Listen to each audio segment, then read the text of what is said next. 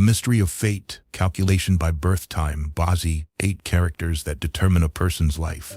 Using the year, month, day, and hour to predict the fortunes of a lifetime is the essence of fate calculation by birth time, known as Bazi. This ancient fate calculation method originated during the Han and Wei dynasties in China, with the system formally established during the Tang dynasty. It was later perfected by Xu Zeping in the Song dynasty and widely adopted by subsequent astrologers. Changqing Wittenben Qian was praised by contemporary Chinese astrologers with the saying, "Annam li huk hu trin twin." What is Bazi fate calculation? Bazi, or the 4 pillars of destiny, is a Chinese astrological method used to predict a person's fate based on 4 pillars: the year, month, day, and hour of birth. Each pillar consists of 2 characters, making a total of 8 characters. A skilled fortune teller can deduce characteristics, family relationships, health, career, and life trajectory from these 8 characters. Why such mystical outcomes? From ancient times, there have been many methods to predict the future. Unlike clairvoyants who claim to see or sense things beyond normal human perception, these methods are based on scientific principles to observe and predict. Examples include Indian astrology, Chinese feng shui, astrology, and the I Ching. These practices are grounded in natural phenomena, planetary movements, celestial bodies, and terrestrial arrangement. The connection between nature and humanity. These methods reveal a common theme, the inseparable connection between nature and humans, known in ancient thought as heaven, earth, and humanity. Humans are positioned between heaven and earth, with all cosmic movements and changes directly impacting them. Thus, the natural order can be used to infer human destinies. The essence of yin-yang and the 5 elements. The wisdom of ancient Chinese thought is encapsulated in the theory of yin-yang and the 5 elements. According to this theory, everything in the universe is composed of 5 elements: metal, wood, water, fire, and earth. Each element contains both yin and yang aspects, which oppose and complement each other, creating balance and continuous cycles in the universe. Bazi and the 5 elements, yin-yang, and the 5 elements are present in everything, including humans. A Bazi chart uses these elements in the year, month, day, and hour of birth to determine personality traits, strengths, weaknesses, and predict future fortunes and misfortunes. The influence of birth time on fate. At the moment of birth, the cosmic energies of yin and yang in the 5 elements converge to form the intrinsic qualities of the individual. The 4 pillars and 8 characters at that instant are linked to the person's destiny. Therefore, the time of birth is not random, but predestined. If parents deliberately choose an auspicious time for birth, the chart may not be accurate. Fate is shaped by accumulated virtues and deeds from past lives, with the Bazi merely reflecting the karma of good or bad outcomes. The 5 elements in everything. The 5 elements are evident in the 4 seasons of the year and the 12 hours of a day. Each pillar, year, month, day, hour, is divided into heaven stem and earth branch, with 10 stems and 12 branches representing different elements. The 10 heaven stems, Jia, Yi, wood, Bing, Ding, fire, Wu, Ji, earth, Geng, Shin, metal, Ren, Gui, water.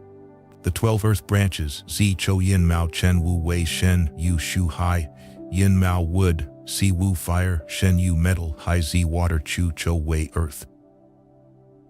Observations and perceptions of the ancients. These divisions are not arbitrary but based on profound observations of nature by ancient scholars. For example, the first 3 months of the year, Yin, Mao, and Chen represent spring, a time for growth aligned with the wood element. Similarly, Si, Wu, and Wei represent summer, linked to fire. Shen, Yu, and Shu represent autumn, linked to metal, and Hai, Zi, and Chou represent winter, linked to water. The transition months of each season, Chen, Wei, Shu, and Chou, are associated with earth. To determine the strength of the 5 elements in a natal chart, the first thing to consider is the month of birth. This is understandable because the time of year is the most important factor determining the strength of the 5 elements. In spring, wood is dominant. In summer, fire is strong. In autumn, metal is prominent. And in winter, water is powerful. This is the natural cycle of the 4 seasons. When discussing the 5 elements, we cannot ignore the principles of mutual generation and mutual overcoming. Wood generates fire, fire generates earth, earth generates metal, metal generates water, water generates wood. Wood overcomes earth, Earth overcomes water, water overcomes fire, fire overcomes metal, metal overcomes wood. Every element exists within a relationship of generation and overcoming with the other four elements. By understanding these principles, one can determine which attributes are in excess or deficiency within a person's chart by examining the four pillars. The five elements in everyone's four pillars are different, which is why no two personalities are exactly alike. The balance or imbalance of the five elements in a Bazi chart can reveal a person's character traits. The relationship between the five elements and personality. In cuisine, we have five flavors: sour, spicy, salty, sweet, and bitter, corresponding to the five elements. A skilled chef harmonizes these flavors to create delicious dishes. Similarly, the ideal state for the five elements is balance, with metal, wood, water, fire, and earth creating a well-rounded individual.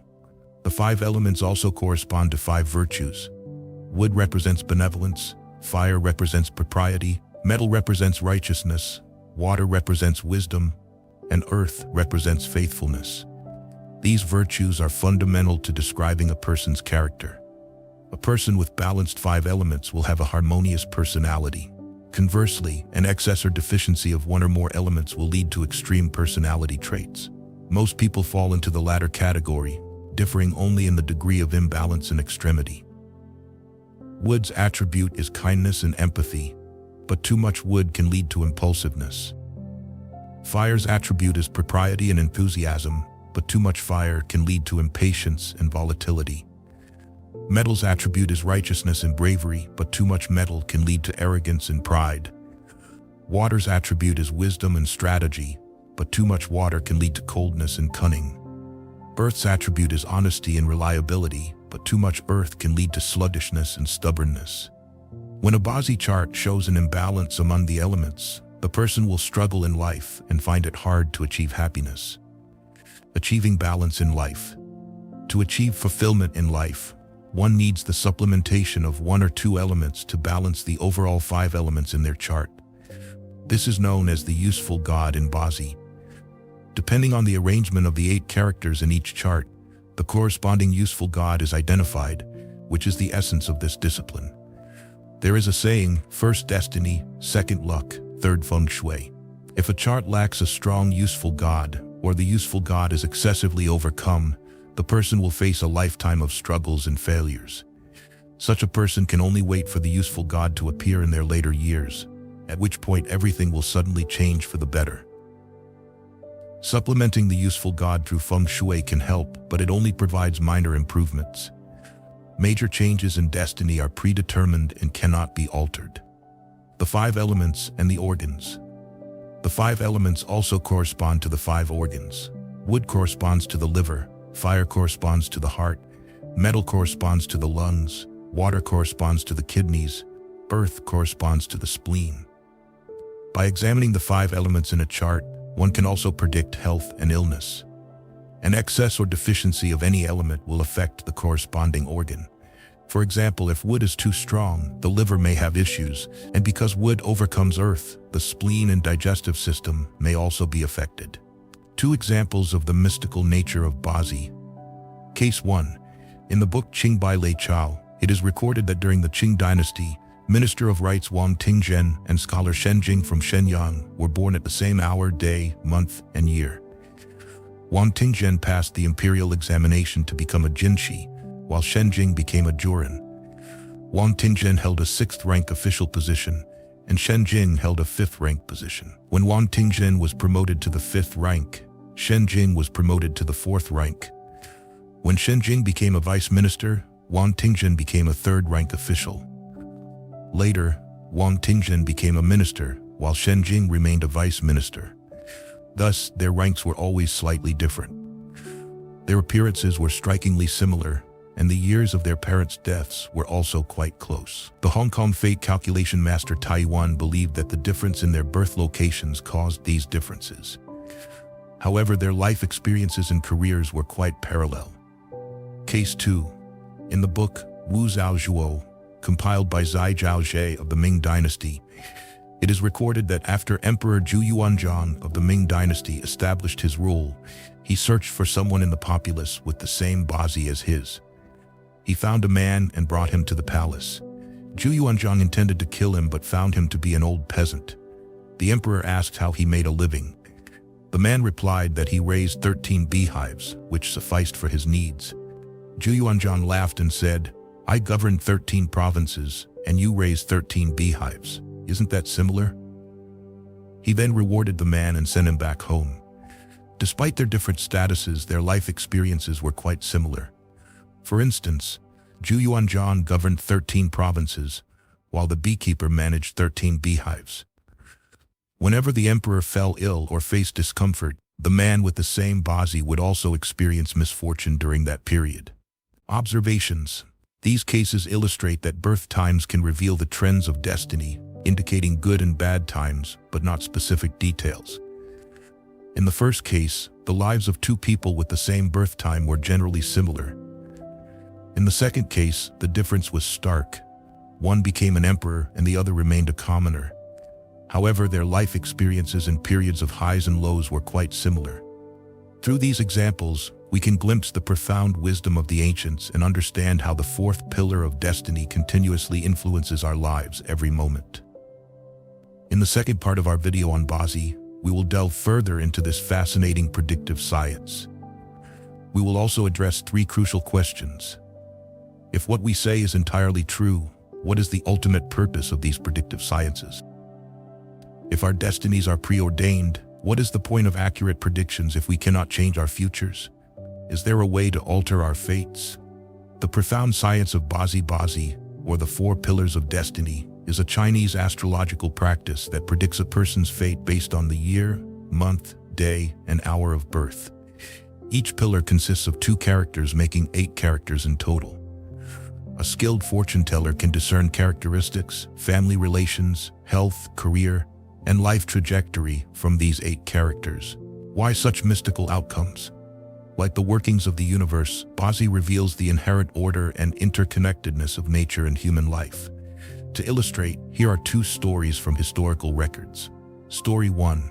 The fortune teller, Lu, predicts Emperor Qianlong's ultimate wealth. During the Qing dynasty, Emperor Qianlong disguised himself as a commoner while traveling and visited a fortune teller named Lu for amusement. The fortune teller, using the emperor's birth details, was astonished and repeatedly shook his head in disbelief. Emperor Qianlong, curious, asked for the reason. The fortune teller said, "I have been predicting fortunes for over 30 years and am confident in my accuracy. I also predict my own fate and saw myself attaining minor wealth and a modest official position. Yet, here I am still struggling. Today, I see a fate of immense wealth and high status in your chart, such that you should wear imperial robes and jade pendants. Yet here we meet in a marketplace, which is perplexing."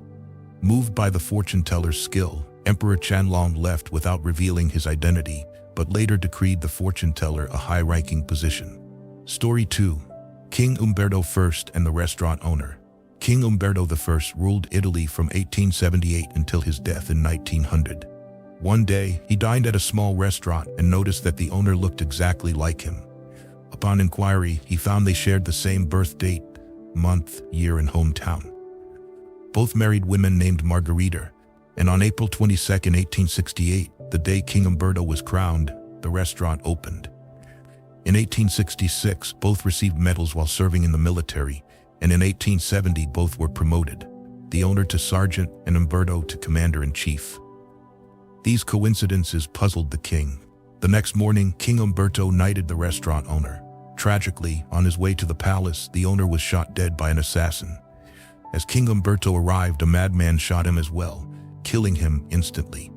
This bizarre story once shocked the world.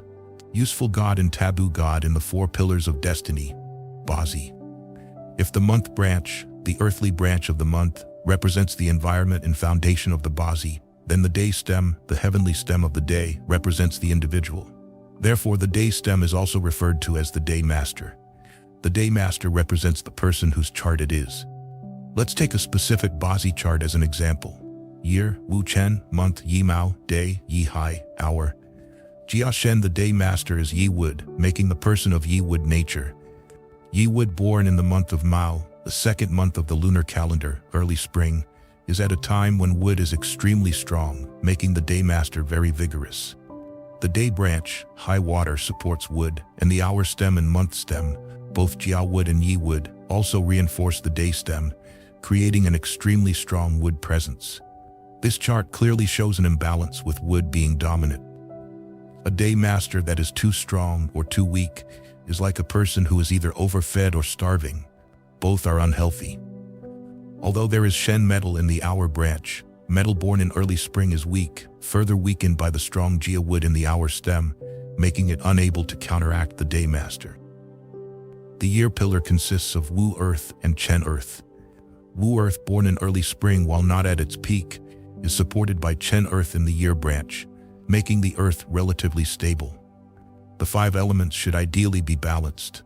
In this chart, with too much wood, metal is needed to counteract wood, fire is needed to consume wood, or earth is needed to neutralize wood. Since metal is too weak and there is no fire in the chart, earth becomes the useful god. The useful god is the element that brings balance to the 5 elements in the chart.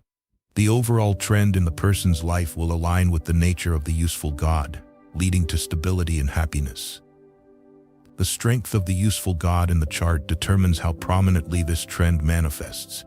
If the useful god is strong, the person will be healthy from birth, generally fortunate, and encounter fewer misfortunes.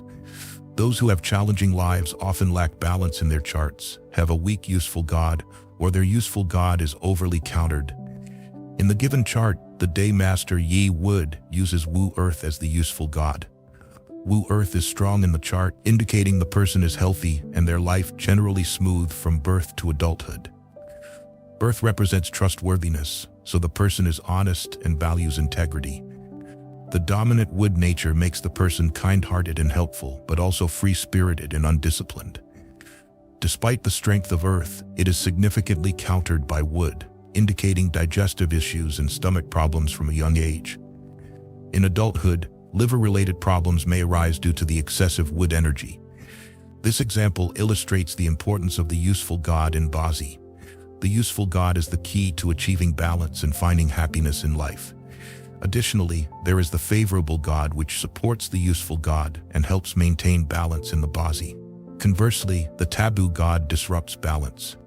Identifying the useful, favorable, and taboo gods based on the strength and weakness of the 5 elements and the day master is the first and most crucial step in Bazi analysis.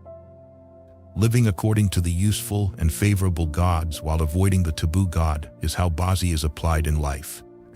Many parents have spent substantial amounts consulting fortune tellers both domestically and abroad to determine their child's best career path and direction based on Bazi. This can be understood as choosing a career that aligns with the useful and favorable gods. Example careers based on the 5 elements. Wood, East, careers related to plants, gardening, woodworking, textiles, handicrafts, food, literature, and publishing. Fire, South, careers related to electronics, machinery, fuel, computing, and the military. Earth, Central, careers related to real estate, natural resources, construction, ceramics, and agriculture. Water, North, careers related to water, wells, sand, dikes, seafood, transportation, advertising, audio, and visual industries. Metal West, careers related to banking, finance, currency, mechanics, metals, jewelry, machinery, and martial arts. Complex relationships within Bazi. The mutual generation and overcoming of the 5 elements in the 4 pillars create intricate and fascinating relationships. For example, if the day master is Yi Wood and wood generates fire, then fire in the chart symbolizes the person's abilities and talents. For a woman with a wood day master, fire also represents her children. Regarding wealth, career, and other possessions, wood overcomes earth, so earth represents the person's wealth and career. For a man with a wood day master, earth also represents his spouse and children. What commonly restrains people? Metal restrains wood. For those with wood as their primary element, metal represents what restrains or controls them. For women with a wood element, metal also symbolizes their husband. Water generates wood. Thus, water represents what nourishes and supports the individual. Water symbolizes the mother in the natal chart and represents the education, knowledge, and understanding the individual acquires through schooling and social interaction. Other wood elements in the 4 pillars. These represent colleagues, siblings, and friends. By analyzing the 5 elements in the 4 pillars, one can interpret the basic relationships of the individual.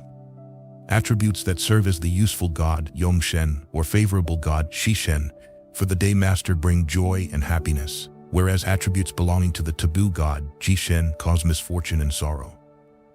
Each element exists within a cycle of mutual generation and overcoming relationships with the other 4 elements. This complexity creates the unique destiny of each person. Some people have well-balanced 5 elements in their natal chart, leading to a smooth and prosperous life. Others may have poorly coordinated 5 elements, resulting in lifelong conflicts and unresolved issues. Example: if the useful god for a male with a wood day master is earth, wood restrains earth. Therefore, the useful god represents career, wealth, and wife. If earth is strong in the natal chart, the individual receives significant support from his wife, and the couple has a harmonious relationship. His career may also progress smoothly, providing a solid foundation for family life. By examining specific examples and fundamental principles of mutual generation and overcoming within the 5 elements, we understand some basic rules for predictions and comparisons commonly used in Bazi. Everyone's fate is predetermined at birth, and through the information of the year, month, day, and hour of birth, we can decode these secrets. In Part 3, we will explore more about Bazi. There is a saying, first destiny, second luck, third feng shui. Everything we've discussed so far belongs to first destiny, which is the fixed, unchangeable part of one's fate, also the most important aspect. So, what is second luck? How to examine future luck in Bazi? In life, we often see people who struggle during the first half of their lives but suddenly succeed in the latter half, enjoying wealth and honor. Conversely, there are those who prosper early on but face difficulties later. These phenomena relate to the concept of luck. While the 4 pillars, year, month, day, and hour of birth, define the intrinsic 5 elements that accompany a person throughout life, there is also a 5th pillar with significant influence: the pillar of great luck. Great luck, Dayun, is determined by pre-heaven factors and is the foundation that dictates wealth or poverty. Luck complements destiny, determining whether one experiences wealth or poverty. If destiny is the seed of a tree, luck is the time when the seed falls to the ground. A person with a good destiny but lacking timely luck is like a hero without a stage, holding a precious sword yet using it to chop wood. Only when good luck arrives can the wealth and honor in one's destiny be realized. Each great luck period lasts for 10 years, starting from birth. Depending on whether the individual is male or female and whether they were born in an odd or even year, the great luck is calculated either forwards or backwards from the month pillar. For instance, in the previous example of a male born in the year of Wu Chen, month of Yi Mao, day of Yi Hai, and hour of Jia Shen, since he was born in a yang year, the great luck is calculated forward from the month pillar. Using a specific formula, we find that the first great luck period starts when he is 5 years old. The life trajectory is then mapped out as follows. 1. From 5 to 14 years old, great luck of Bing Chen. 2. From 15 to 24 years old, great luck of Ding Si. 3. From 25 to 34 years old, great luck of Wu Wu. 4. From 35 to 44 years old, great luck of Jiwei 5. From 45 to 54 years old, great luck of Geng Shen. 6. From 55 to 64 years old, great luck of Xin Yu 7. From 65 to 74 years old, great luck of Ren Shu. 8. From 75 to 84 years old, great luck of Gui Hai. 9. From 85 to 94 years old, great luck of Jiazi. Further insights into Bazi in Part 3. There is a saying, first destiny, second luck, third feng shui. Everything we have discussed so far belongs to first destiny, which is the fixed, unchangeable part of one's fate and the most important aspect. So what is second luck? Don't forget that we still have 2 crucial questions to answer. What is the ultimate purpose of predictive sciences? And can we change our fate? Join us in Part 3 to uncover these answers. The mystery of Bazi, the 8 characters determining one's life. Part 3. Bazi, or the 4 pillars of destiny, is a Chinese metaphysical science used to predict a person's fate based on the year, month, day, and hour of birth. Each pillar consists of 2 characters, making 8 characters in total. A skilled fortune teller can interpret personality traits, family relationships, health, career, and life trajectory from these 8 characters. Why such mystical outcomes? In the first 2 parts, we learned how to interpret basic information about the 5 elements from the 4 pillars of birth: year, month, day, and hour. There is a saying, first destiny, second luck, third feng shui. Everything we've shared belongs to first destiny, the fixed, unchangeable aspect of one's fate. So what is second luck? Examining future luck in Bazi.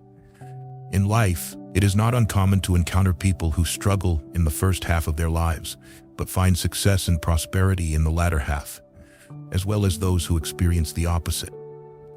Such phenomena relate to the concept of luck.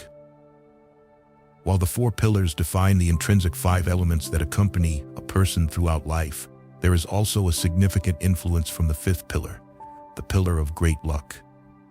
Great luck is determined by pre-heaven factors and forms the foundation that dictates wealth or poverty. Luck complements destiny, determining whether one experiences wealth or poverty. If destiny is the seed of a tree, luck is the time when the seed falls to the ground. A person with a good destiny but lacking timely luck is like a hero without a stage, holding a precious sword yet using it to chop wood. Only when good luck arrives can the wealth and honor in one's destiny be realized. Each great luck period lasts for 10 years, starting from birth. Depending on whether the individual is male or female, and whether they were born in an odd or even year, the great luck is calculated either forwards or backwards from the month pillar. For instance, in the previous example of a male born in the year of Wu Chen, month of Yi Mao, day of Yi Hai, and hour of Jia Shen, since he was born in a Yang year, the great luck is calculated forward from the month pillar. Using a specific formula, we find that the first great luck period starts when he is 5 years old. The life trajectory is then mapped out as follows. 1. From 5 to 14 years old, great luck of Bing Chen. 2. From 15 to 24 years old, great luck of Ding Si. 3. From 25 to 34 years old, great luck of Wu Wu. 4. From 35 to 44 years old, great luck of Ji Wei. 5. From 45 to 54 years old, great luck of Geng Shen. 6. From 55 to 64 years old, great luck of Xin Yu 7. From 65 to 74 years old, great luck of Ren Shu. 8. From 75 to 84 years old, great luck of Gui Hai. 9. From 85 to 94 years old, great luck of Jia Zi. Wealth and prosperity depend on destiny, but flourishing or decline depends on luck. To determine whether a Bazi chart signifies wealth and prosperity, one must consider the great luck Dayun. In the given chart, the individual has an excess of wood. Although the useful god, Yongshen, Wu Earth in the year pillar can balance the elements, wood remains overly abundant. Observing the first 2 great luck periods, we see Bing Chen and Ding Si, both belonging to the fire element. With an excess of wood and a deficiency of fire in the natal chart, the arrival of fire in the great luck periods is beneficial. Fire regulates wood by consuming it. Wood generates fire. And also supports the useful god Earth. Fire generates earth. These are indeed favorable great luck periods, indicating a peaceful childhood for the individual. In reality, the individual experienced a loving family, good health, and successful academic performance, eventually going abroad to study in Europe at the age of 19.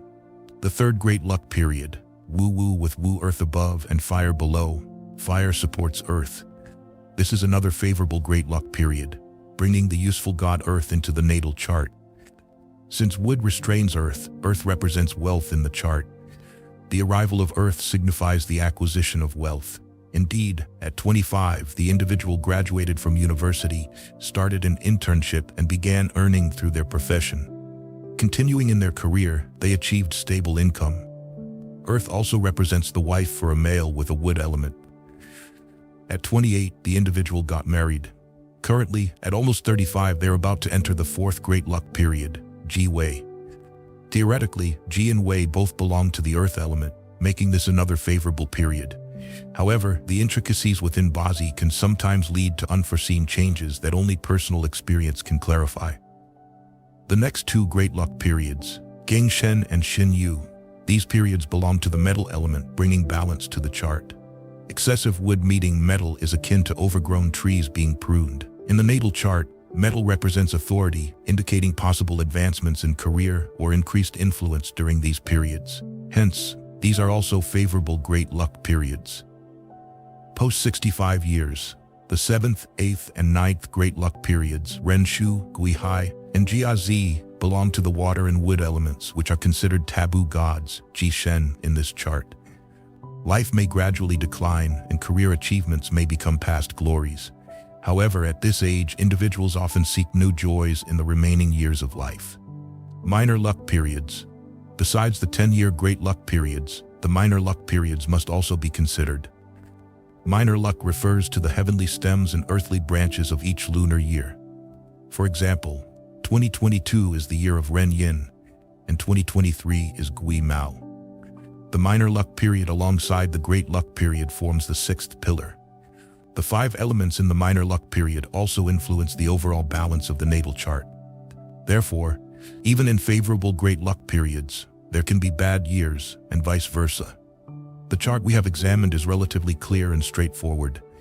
The imbalance of the 5 elements is evident, and the useful god is easy to identify. Overall, this is a favorable chart. For more detailed predictions and interpretations of auspicious and inauspicious periods, one needs to study and gain more experience. Within this video, we aim to share the most basic knowledge with our audience, so we will stop our analysis here. The true purpose of predictive sciences. Bazi and other predictive sciences help practitioners recognize a person's fate through various information. Through the knowledge and examples shared, we can agree that fate indeed exists and is predetermined before birth. What determines this fate? It is, of course, virtue and karma, the good and bad deeds from previous lives. People are often curious about their fate, seeking fortune tellers to learn about their destiny's auspicious and inauspicious aspects, rejoicing at good news and worrying over bad. Some even perform rituals hoping to avert predicted misfortunes. But is this the true purpose of these predictive sciences? Bazi and its deeper meaning. Bazi and other predictive sciences have been passed down for centuries, their origins nearly impossible to verify. Perhaps they are divine clues intended to elevate our understanding of life and the universe. If so, their purpose is not merely to predict the future. In Buddhism, the concept of letting go is often mentioned. Letting go does not mean abandoning material possessions to become destitute. It means letting go of struggles, jealousy, arrogance, and the pursuit of things that only bring more troubles. Through predictive sciences, we understand that our fate is predetermined. Success and failure are not solely the result of our efforts. Therefore, we need not rejoice excessively in success, nor despair in failure. We should do what needs to be done without worrying or pursuing, living our lives freely and naturally according to the preordained path. This may be the true purpose of Bazi and other predictive sciences. Can fate be changed? In other videos, viewers may have encountered stories of people changing their fate by doing good deeds. Indeed, this is possible. Otherwise, the concepts of accumulating virtue and creating karma would not exist. People can change their fate by accumulating hidden virtue. Those who accumulate a lot of hidden virtue in this life can turn misfortune into fortune, with preordained disasters being mitigated or even avoided entirely. How to accumulate hidden virtue? Does this mean simply doing many good deeds, releasing animals, and engaging in charity everywhere? Not necessarily. Only when people help others selflessly, without seeking personal gain, do their actions truly become good deeds that accumulate hidden virtue. Hidden virtue can only be achieved when good deeds are done without the intention of seeking virtue. Doing good deeds for the sake of accumulating hidden virtue will not result in true hidden virtue. Example of a story about Pham Trong Yem, a general of the Song dynasty. Once, Pham Trong Yem bought a house in Suzhou. A feng shui master praised the house for its excellent feng shui, predicting that his descendants would hold high positions. Pham Trong Yem immediately donated the house, converting it into a school. He believed that it would be better for the children of Suzhou to prosper, rather than just his own family enjoying the blessings. As the saying goes, wealth does not last beyond 3 generations, yet the Pham family flourished for 800 years. His 4 sons were all virtuous and talented, becoming prime ministers and high-ranking officials. The prosperity of this family is inseparable from the good deeds and accumulated hidden virtues of Pham Trong Yem and his descendants.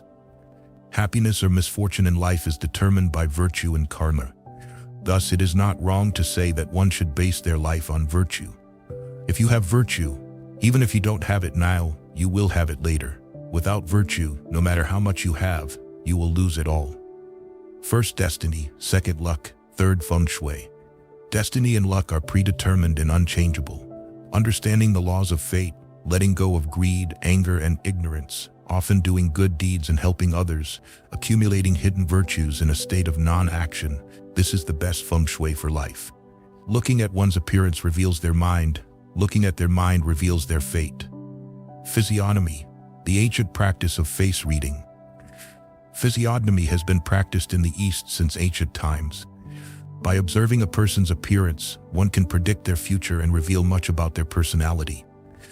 Face reading was used both as an art and a science to explore life. In ancient times, people used physiognomy to choose spouses and appoint officials in the court. It became an integral part of ancient Eastern society, recorded in classic texts such as Jushu Jinian, and became more popular in the West. There are various approaches to dividing and interpreting the face, broadly or in detail, or using the theory of yin-yang and the 5 elements. Generally, the face is divided into 3 sections known as the 3 courts.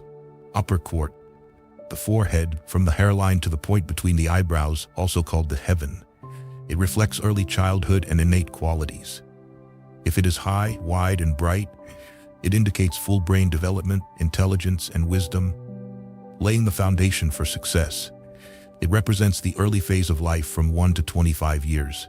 If high and wide, it suggests a comfortable upbringing.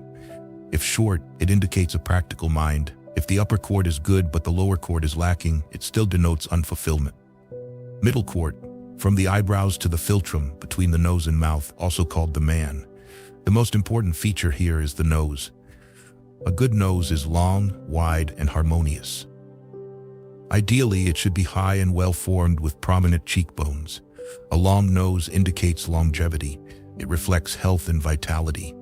If the upper court is well-developed but the middle court is lacking, it suggests a person with theoretical intelligence but lacking perseverance, making it hard to achieve great success.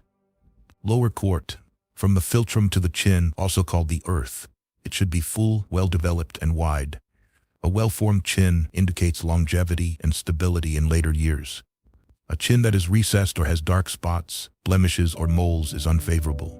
Proportion and balance are key principles in physiognomy, indicating prosperity and vitality. The lower court reflects life experiences, struggles for livelihood, and one's efforts for survival. A well-formed chin signifies a stable and prosperous old age, while a thin or sharp chin suggests conservatism and extremism. Using the 3 talents theory, heaven, earth, man, to observe the 3 courts provides an overall view of a person's life path. A balanced 3 courts indicates wealth and honor, while imbalance suggests poverty and hardship. Example, distance between the eyes. The average distance between the eyes is roughly the length of one eye. Physiognomy suggests that this distance can reveal a person's aspirations. Those with a wide distance are often easygoing and adaptable, while those with a narrow distance are typically determined and ambitious. Example, lips and mouth. The thickness of the lips reveals personality traits. Thin lips indicate talkativeness and eloquence. Well-proportioned lips with clear, elegant outlines, rosy color, and upward corners, along with even and white teeth, suggest good fortune. A beautiful mouth, though talkative, indicates a restless mind and potential difficulties in achieving high status. Conversely, a well-formed mouth promises a prosperous old age, successful children, and good friends. Physiognomy and fate. The story of Buddha during the Tang dynasty. Buddha lived a life of poverty in his youth. One day, he met a physiognomist who predicted a life of begging and starvation based on his appearance. He advised Buddha to cultivate virtue and perform good deeds. Shortly after, Buddha found a woman's jade belt on Shangshan Mountain and returned it, saving the lives of her parents. When he met the physiognomist again, his appearance had changed, and the man predicted he would become a high-ranking official. Encouraged by the physiognomist, Buddha continued to do good deeds, proving that one's heart ultimately determines their fate.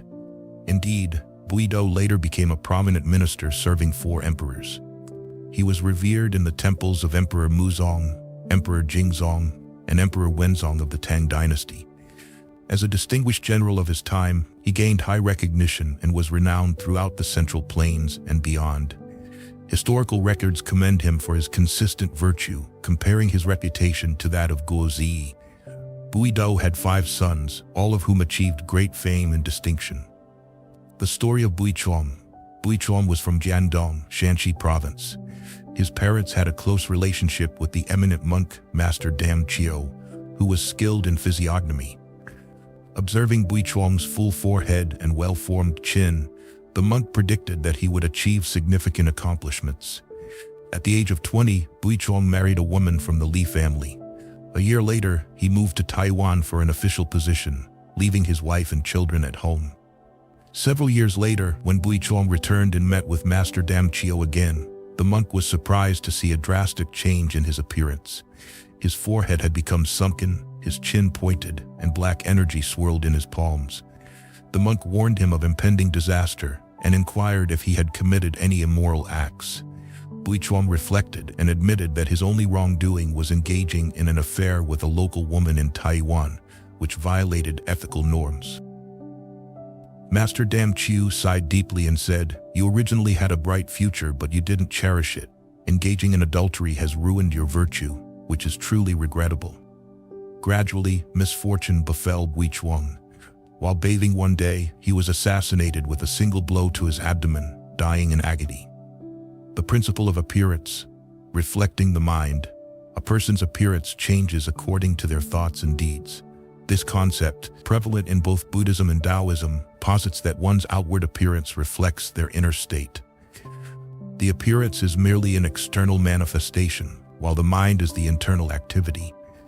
The appearance changes in accordance with the mind, reflecting the principle that scenery changes with the mind, appearance is born from the mind. This relationship can be seen as the mind being the cause and the appearance the effect. Scientific perspective, traditional Chinese medicine, modern physiology and psychology have all analyzed this principle. A person's appearance is a combination of form and spirit. The form is the physical appearance, present from birth, while the spirit is shaped by one's cultivation and thoughts over time, manifesting in their daily life. This is known as what is inside will manifest outside. Thoughts affect the body. A calm and peaceful mind leads to harmonious blood flow and stable organs, resulting in a healthy body and a serene expression, making interactions pleasant and joyful. Confucian perspective, Junzi stated, outward appearance is not as important as inner mind, and inner mind is not as important as virtue. In the influential ancient text Tai Ching Shen Jian, it is written, virtue is the foremost, manifesting in actions. Virtue precedes form, form follows virtue. Cultivate good, avoid evil, and misfortune can be averted. The concept of knowing the mind through appearance. Beauty is a form of blessing. All blessings have their origins, such as wealth coming from generosity and beauty from kindness. By middle age, one's appearance stabilizes, reflecting their character. Appearance is not fixed from birth but evolves through long-term mental cultivation and actions. Thus, one's appearance reveals their future fate. The first half of life is influenced by past lives, while the second half is shaped by one's actions. Therefore, one must take responsibility for their actions as they age. Kind-hearted individuals exude a peaceful aura, making them pleasant to be around. In contrast, selfish, cunning people are often unpleasant and even repulsive. Even if someone is physically attractive, their negative traits make them less likable. Example of twin brothers, Cao Yotio and Cao Hiotich. Cao Yotio and Cao Hiotich were identical in appearance, behavior, and intelligence. Taoist master Tran He Qi, upon observing their features, predicted they would both achieve high ranks. During the autumn exams, they stayed with a relative. A beautiful young widow lived next door. While Cao Yotio focused on his studies, Cao Hiotich engaged in an affair with the widow, which led to her public shame and suicide. After the exams, Master Tran observed a stark change in their appearances. He predicted Cao Yotio would succeed, while Cao Hiotich, whose features had changed negatively, would fail and meet an early death. Tich indeed failed and died in frustration, while Tio became a prominent official with a prosperous lineage.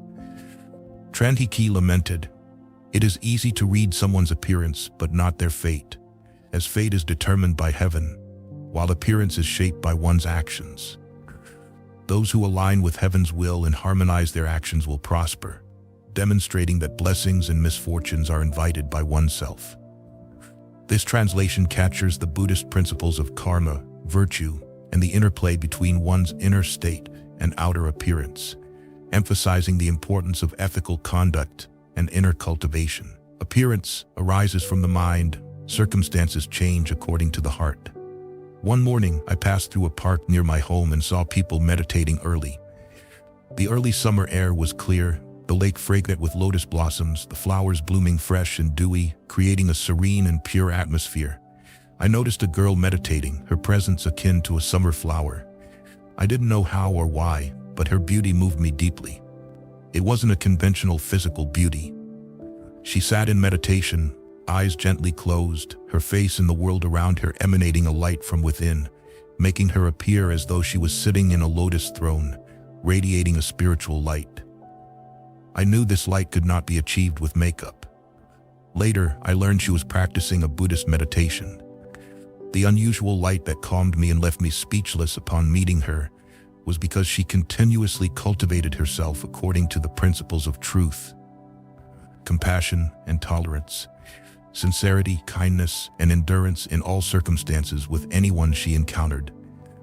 People are the flowers of the earth, the essence of heaven and earth, inherently aligned with the characteristics of truth, compassion, and tolerance of the universe.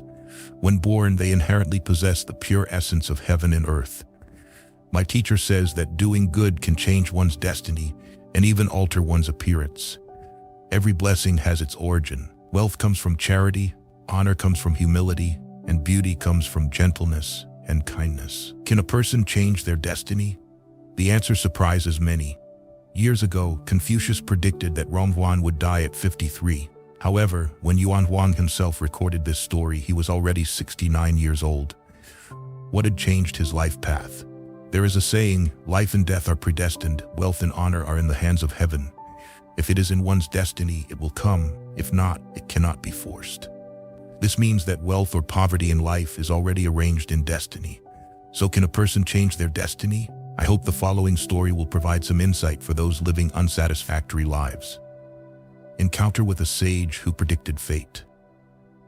The story took place in the Yuan family in Zhendao village, Jiashan County, Zhejiang province, during the Ming dynasty in China. In 1533, the Yuan family had a son named Yuan Huang. The family had a rule. Being an official is extremely risky. If you do poorly, you may lose your life. Therefore, descendants must never become officials. Thus, when Yuan Huang was born, the family planned for him to study medicine. If he studied well, he could practice and help people. If he did poorly, he would still know some health preservation techniques to support the family. Time flew by and Yuan Huang turned 12. One day, he wandered alone to Zuyun Temple, where he met an elderly sage with white hair and beard, but a youthful face, exuding an otherworldly aura. This sage predicted Yuan Huang would place 14th in the county exam and 71st in the prefectural exam, and ranked 9th in the examination for head scholar. Half believing, Yuan Huang heeded the sage's advice, diligently preparing for the exams. A year later, the results matched the sage's predictions exactly. Yuan Huang, convinced he had met a living immortal, sought the sage's help to predict his entire life's fortune and misfortune. The sage did not refuse and calculated Yuan Huang's fate. When he would pass each exam, become a county magistrate in Sichuan, retire, and even predicted that Yuan Huang would die at 53 on the 14th day of the 8th month at the hour of the ox, without having any children. Yuan Huang recorded the sage's words and awaited their fulfillment, changing destiny through good deeds. While studying at the National University, Yuan Huang received news that his recommendation letter was rejected. Disappointed, he remained a scholar. A year later, he was promoted to a tribute student. Calculating, he found he had just received 91 picals and 5 dough of grain as a stipend. This event deepened Yuan Huang's understanding of the saying, life and death are predestined, wealth and honor are in the hands of heaven. He realized that everything in life, including fame and fortune, was predestined. If it's a blessing, it won't be a misfortune. If it's a misfortune, it can't be avoided. With this understanding, Yuan Huang began to accept everything as heaven's will. At 21, Yuan Huang went to the National University in Shuntian Prefecture, now Beijing, as a tribute student. Besides attending classes during the day, he spent his free time in meditation. On a journey home to Jiangsu, Yuan Huang passed Mount Xiahe and heard of a high monk named Chan Master Yun Gu on Mount Tianhe. Yuan Huang decided to visit the mountain, meet fellow practitioners, and pay respects to Chan Master Yun Gu. They meditated together for 3 days and nights without sleep. Impressed by Yuan Huang's focus and steadiness, the monk said, "The reason ordinary people cannot become saints is due to constant thinking. You can meditate without moving for 3 days, which is excellent." Unexpectedly, Yuan Huang sighed and said, "Master, you don't know, my entire life, including when I will be born and die, how much food I will eat, and what work I will do, has been foretold by Master Kong. No matter how much effort I put in, I can't escape my fate." The monk explained, "Ordinary people find it hard to let go of worldly pursuits, so they remain in ignorance and cannot escape their fate. However, fate only binds ordinary people. 2 types of people are beyond fate, those of great virtue and those of extreme evil. Those of great virtue, even if predestined to suffer, can change their fate through their immense virtue. The extremely evil, even if destined for blessings, will turn those blessings into misfortune through their actions. In the end, they become impoverished and die prematurely." The monk continued, "Someone has already read your fate, but if you live according to it, aren't you just resting on your laurels? How is that different from an ordinary person? Why not change your fate by cultivating virtue and elevating your moral character?" Yuan Huang, enlightened by this, continuously nodded in agreement. Changing fate begins with self-cultivation. Chan Master Yungu asked Yuan Huang to recount all of Kong's predictions. After listening, he said, "Do you think you have the fate to achieve fame and fortune, or to have a son?" Yuan Huang lowered his head, contemplating for a long while before replying, "I don't think I am qualified. People say that those who achieve fame must at least have a noble countenance, a naturally blessed appearance. With my poor fate, I haven't done anything virtuous or charitable in my life. Moreover, I have a quick temper and a narrow mind. Sometimes when I talk to others, I speak harshly and sharply, which shows I lack blessings. How can I possibly pass the exams? As for having a son, I have a fear of dirt and dislike close contact with people. I often say things that hurt others. I also have a love for alcohol, which depletes my energy. Additionally, I stay up late, which harms my spirit. I guess this is why I am destined not to have a son." The master said, "The wealthy have the fate of the wealthy, and the starving have the fate of the starving. Those with virtuous conduct will have descendants. Lack of descendants is due to a lack of virtue. The law of cause and effect over many lifetimes is arranged without error. Kong predicted that you would not have fame or a son, which is heaven's decree. However, if you begin to cultivate virtue and accumulate hidden merits, sowing the seeds of good fortune yourself, why worry about not reaping the harvest?" The Book of Changes states, "A family that accumulates goodness is sure to have an abundance of happiness." If fate couldn't be changed, why would this saying exist? The master's teaching resonated deeply with Yuan Huang. One night of deep reflection was worth more than 10 years of reading books. Yuan Huang knelt before a Buddha statue, reflecting on and repenting his wrongdoings. He then vowed to pass the exams and, upon achieving fame, to perform 3,000 good deeds to repay his ancestors' kindness and sow the seeds of good fortune for himself. The master gave Yuan Huang a small notebook to record his good and bad deeds each day as a reminder. Changing fate begins with self-cultivation. From then on, Yuan Huang adopted the name Yuan Liaofan. After parting from the master, Yuan Huang changed his previously undisciplined lifestyle. He became diligent and careful in his studies, no longer wasting time. Even when alone, he avoided wrongdoing. He constantly reminded himself that the gods were watching. Yuan Huang maintained kind thoughts. When people were rude or disrespectful to him, he accepted it with a smile, handling matters calmly. The following year, the Ministry of Rites held an examination. Kong predicted Yuan Huang would rank third, but he achieved first place.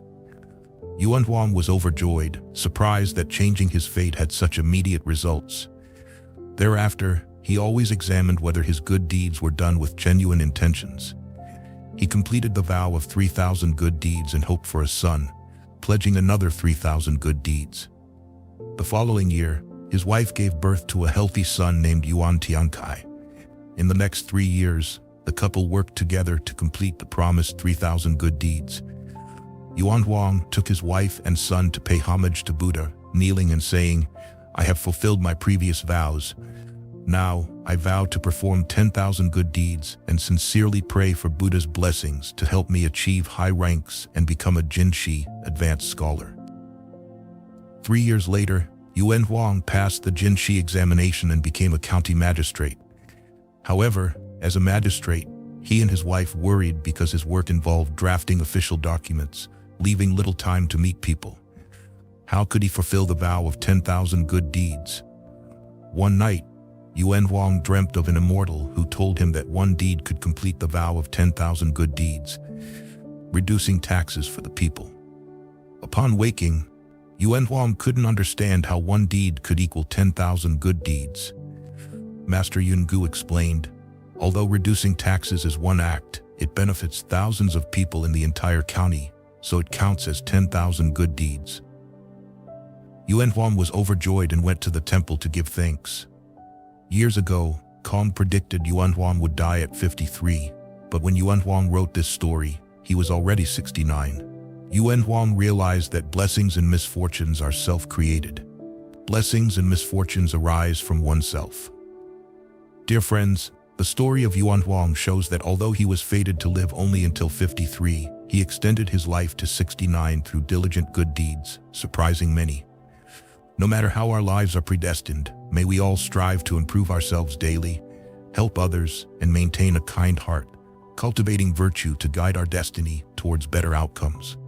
The Buddha's simple method to change destiny. The method to change one's destiny taught by the Buddha is incredibly simple. Practice good deeds and accumulate virtue. This is the root of all blessings. Those who practice good deeds and accumulate virtue will receive blessings and be able to change their destiny, not through talent or personal strength, but through kindness and good actions. The story of Yuan Huang demonstrates that both blessings and misfortunes arise from oneself. The story of the old man, abandoned by his 5 children. When the Buddha was still in this world, there was an old man with 5 children, none of whom wanted to take care of him. Having no other choice, the old man had to beg on the streets. He felt his life was filled with suffering and resentment because of his children's unfilial behavior, but resigned himself to his miserable fate in his old age. One day, he met the compassionate Buddha and asked, "Is there any way you can change my fate?" The Buddha asked him, "Do you know what gratitude is?" The old man replied, "I do not know what gratitude is. Please enlighten me." The Buddha pointed to the stick in the old man's hand and asked, "Do you feel grateful for the stick in your hand?" The old man said, "I am very grateful for this stick. When I encounter aggressive dogs while begging, it helps me chase them away. When I walk on rough paths, it supports me and helps me walk steadily. When I am tired, I lean on it to sleep. It is my mental support. Therefore, I am very thankful for it." The Buddha praised him and said, "From now on, each day, hold this stick and do not forget to say thank you.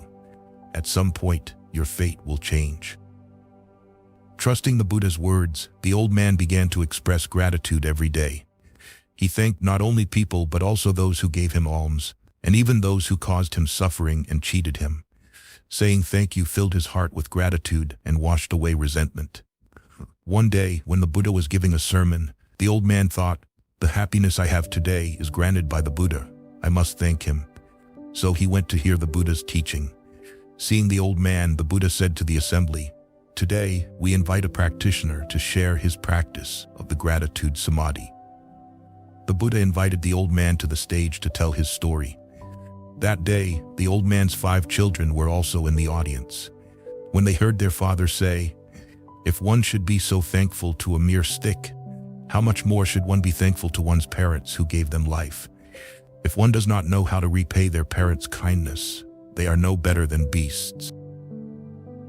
Moved by the story, the 5 children rushed to the stage, each vying to take their father home, saying, "Come home with me, come home with me." The Buddha then told the old man, "Your fate has changed. A person with gratitude will have everything. A person without gratitude will lose everything." The Dharma teaches us to repay kindness, not to seek revenge. Treat others with kindness to accumulate great virtue. Always remember to repay even a drop of kindness with a flood of gratitude. As for the wrongs done by others, forget them as soon as possible. Do not hold grudges, for benefiting others is benefiting oneself, and harming others ultimately harms oneself. The story of the wise old man. One day, a well-known learned elder in the village was asked, "Which is more important, the sun or the moon?" The elder thought for a long time before replying, "The moon is more important because it shines at night when we need light the most. During the day, it is already bright enough." You might laugh at the elder's seemingly foolish answer, but don't many people think this way? People often take for granted those who care for them daily. They feel it is meaningless, but when a stranger helps them, they see the stranger as good. Parents always spend money on their children, and children feel it is natural. When outsiders spend money on them, they feel deeply moved. Isn't this similar to appreciating the moon while disregarding the sun? A girl once quarreled with her mother, left home in anger, and vowed never to return. She wandered outside all day, her stomach growling with hunger, but she had no money and felt too ashamed to go home. As night fell, she stood outside a restaurant, salivating at the smell of food but without a penny. Suddenly, the restaurant owner approached and kindly asked, "Would you like some noodles?" Embarrassed, she replied, "I want to, but I have no money." The owner smiled and said, "It's okay, today it's on me." The girl could hardly believe her ears. She sat down and soon a bowl of noodles was served. As she ate, she said, "You are so kind." The owner asked, "Why do you say that?" She replied, "We don't know each other, yet you are so kind to me, unlike my mother, who never understands me and always makes me angry." The owner laughed, "Girl, I just gave you one bowl of noodles and you are so grateful. Your mother has cooked for you for over 20 years. Shouldn't you be more grateful to her?" Hearing this, the girl was enlightened, tears streaming down her face. She realized how wrong she had been to her mother. Unable to wait to finish her noodles, she ran home. From afar, she saw her mother anxiously standing at the door looking around.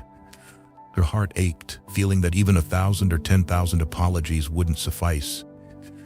Before she could say anything, her mother rushed out saying, "Where have you been all day? I was so worried. Come in, wash up, and eat." That night, the girl deeply understood her mother's love. People often forget the warmth of the sun when it is always present, just as they overlook the love their mother gives when she is always there. A person who is cared for but does not feel gratitude is like believing the sun is redundant. May we all recognize the importance of both the sun and the moon. Message from 2 stories. In our daily lives, we often take for granted what we have, assuming their existence is natural. We tend to complain about what we lack, believing fate is unfair and the world owes us a great deal. In reality, gratitude is a positive attitude towards life. As someone once said, be grateful to those who have hurt you because they have strengthened your resolve. Be thankful to those who have deceived you because they have added to your experience. Be appreciative of those who disdain you because they have awakened you. We should carry a heart of gratitude, be thankful for life, for all those who have helped us grow. Appreciate everything around us. To cultivate a heart of gratitude, we need to mindfully observe and feel. Grass grows robustly to repay the spring sun. Children study diligently to honor their parents' nurturing. Being grateful for life will bring you the bright sunshine. The passing clouds, the blooming and fading flowers are all worthy of our appreciation. Thank the moon, but also remember to thank the sun. It's true that when we focus too much on what we don't have, chasing after it, we forget the existence of what we already have, taking them for granted without appreciation. Only when we lose them do we realize their value, and sometimes it's too late to get them back. Therefore, always maintain a positive attitude, expressing gratitude for everything and everyone around you. Express your gratitude to those who have helped you, and always keep appreciation in your heart for everything around you. This not only helps you live a better life, but also creates a life full of meaning and happiness.